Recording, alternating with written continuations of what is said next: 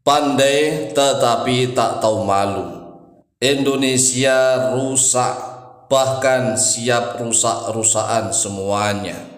Sebagaimana para politikus di Indonesia saat ini saling ancam-mengancam untuk saling bongkar-membongkar, ingin rusak-rusakan seluruhnya, karena memang budaya tak tahu malu sudah menyebar di seluruh rakyat Indonesia.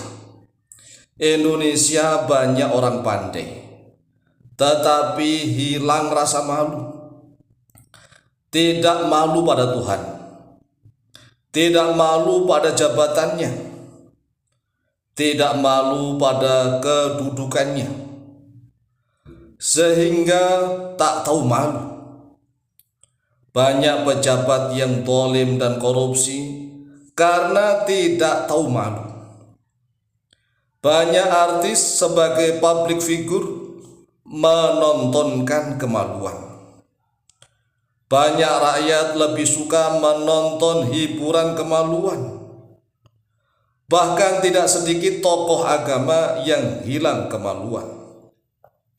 Hampir semuanya hilang rasa malu. Seolah-olah kemaluan berubah menjadi kebanggaan.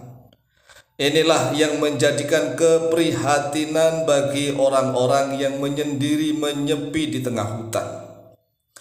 Banyak sekali tokoh bangsa ini justru saat ini hidupnya menyendiri menyepi. Mengapa? Karena malu melihat sebagian, bahkan mayoritas, kebanyakan pejabat dan rakyat Indonesia ini yang sudah hilang rasa malu. Sabda Rasulullah Shallallahu Alaihi Wasallam, al-haya'u khairun kulluh, malu itu adalah baik seluruhnya. Bahkan dikatakan bahwa malu adalah sebagai puncak keimanan. Puncak keimanan adalah rasa malu. Jika manusia sudah kehilangan rasa malu, maka manusia hilang kemaluan. Coba kita lihatlah sekarang ini, zaman sudah canggih.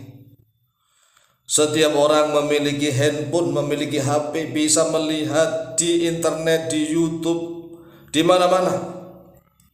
Dan mohon maaf, hampir setiap rakyat Indonesia itu lebih suka nonton tontonan yang bersifat kemaluan. Kalau diajak untuk mendengarkan pengajian, pendidikan, malas. Oleh sebab itulah, ini sudah penyakit yang mewabah, menjamur di mana-mana. Konten-konten kemaksiatan rame di mana-mana.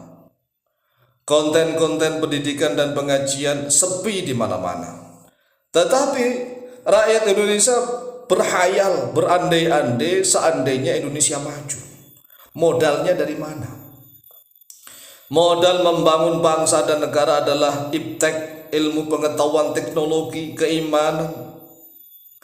Nah, kalau mulai dari pejabat hingga rakyatnya saat ini sudah mulai hilang rasa malu, hilang kemaluan, lalu dengan modal apa ingin membangun bangsa dan negara Indonesia? Ini kenyataan, kawan, kenyataan di mana-mana. Pejabatnya hilang sang malu. Kemudian bahkan nih para tokoh-tokoh pendidiknya juga hilang rasa malu. Lalu bagaimana dengan rakyatnya? Rakyatnya di mana-mana hilang rasa malu. Sudah tidak ada rasa kemaluan di mana-mana. Rakyat yang belum tahu apa-apa itu sekarang sudah nggak malu-malu membicarakan apapun walaupun dia tidak ngerti. Karena memang sudah tidak punya rasa malu. Sehingga artis-artis dan bahkan bukan artis saat ini sudah bangga memamerkan kemaluan di mana-mana. Membanggakan kemaluan di mana-mana. Yang dahulu yang namanya kemaluan itu disebut kemaluan harus ditutupi. Karena memang malu maka harus ditutupi, disebut kemaluan. Nah, saat ini sudah nggak ada malu-malu, itu nggak ada. Sehingga istilah kemaluan itu sudah berubah menjadi kebanggaan. Jadi kalau misalnya nih di dunia maya orang melihat kemaluan bukan kemaluan tetapi kebanggaan, Ini kemaluan berubah jadi kebanggaan. Oleh sebab itulah banyak sekali ulama-ulama yang menyepi, yang berkhulwah, menyendiri, merasakan firasat yang sungguh dahsyat luar biasa. Indonesia akan diguncang berbagai macam bencana, musibah, malapetaka. Dan semoga seluruh pejabat dan rakyat di Indonesia sadar.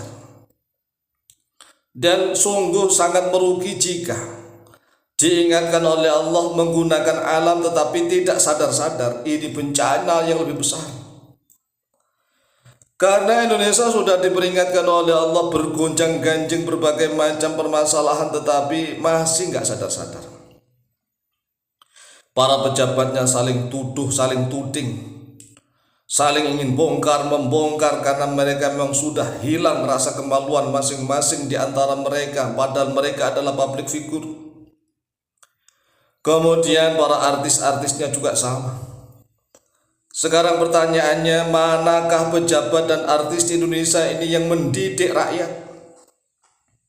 Jawab mana? Manakah para pejabat dan artis-artis di Indonesia ini yang mendidik rakyat? Mana? Karena memang sudah gak ada pendidikan. Yang ada hanyalah tontonan-tontonan kehancuran. Jika tontonan-tontonan kehancuran yang disukai digemari oleh mayoritas rakyat Indonesia, maka tunggulah kehancuran. Dan jika sudah hancur, semoga, harapannya adalah semoga mulai dari pejabat hingga rakyat sadar bareng-bareng bertaubat kepada Allah. Tetapi kalau seandainya mereka, para pejabat dan rakyat di Indonesia masih tidak sadar-sadar juga, sudah diberi peringatan oleh Allah melalui berbagai macam ujian, bencana, musibah, malapetaka, tetapi enggak sadar juga, ya tidak apa-apa. Karena memang Allah tidak butuh kepada sembahan manusia. Allah tidak butuh kebaikan seluruh manusia, tetapi kitalah yang butuh. Karena di Indonesia ini masih banyak orang-orang yang baik, yang jujur, yang adil apa adanya. Di Indonesia ini masih banyak orang yang baik, jujur, adil dan apa adanya. Kalau terjadi bencana, kasihan mereka yang baik, jujur dan adil apa adanya ini. Coba kita renungkan. Di Indonesia ini negara yang aneh. Yang namanya polisi itu kan melindungi rakyat. Tetapi di Indonesia, kalau ada rakyat ketemu polisi di jalanan, takut. Takut, ini negara model apa? Negara semacam inilah yang harus segera dibenahi bersama-sama, seluruh komponennya harus memiliki rasa malu kepada Allah Jalla Jalaluhu. Demikian, semoga bermanfaat. Wallahu ta'ala a'lamu bishawab.